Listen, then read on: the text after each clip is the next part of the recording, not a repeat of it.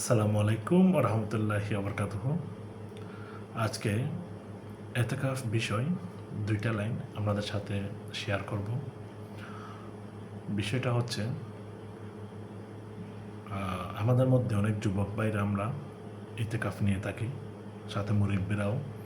তো যে যুবক ভাইদের সামনে আমার ভিডিওটা যাবে, আপনারা অবশ্যই মুরব্বিদের অবগত করবেন এই তাকওয়াটা অর্জন করার জন্য, এই তাকওয়া অবলম্বন করার জন্য। সেটা হচ্ছে আমি নাচিস, আমি অদম। বেশ কয়েক বছর ধরে এতেকাফের মধ্যে আলেমদের থেকে জেনে শিখে যে বিষয়টা আমি ফলো করি সেটা হচ্ছে আমরা এতেকাফ থাকা অবস্থায় অনেকেই আমরা না জেনে আমরা হুটহাট যেভাবে বাসায় বাড়িতে নিয়মিত গোসল করি সেভাবে আমরা নিয়মিত গোসল করার জন্য আমরা বের হয়ে যাই গোসলখানায় বা পুকুরে, যদি বা মসজিদের আওতাভুক্ত থাকে। আসলে এতেকাফকারীর জন্য যে স্থানে যিনি এতেকাফ নিয়েছেন সেখান থেকে তিনি অতীব প্রয়োজন ছাড়া নড়তে পারবেন না, ওই স্থানেই থাকতে হবে।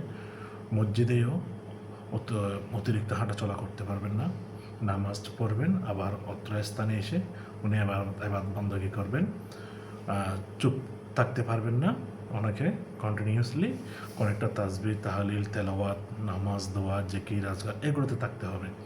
তাহলে আমি আপনাদেরকে এখন যেটা বলবো সেটা হচ্ছে এই আমরা যারা গোসল করতে বের হয়ে যাই, আসলে গোসল ফরজ না হওয়া ছাড়া এতেকাফ থেকে বের হওয়া যায় না। আমরা কিন্তু সচরাচর যেভাবে গোসল করি আমরা সেভাবে বের হয়ে যাই, এটা সঠিক নয়।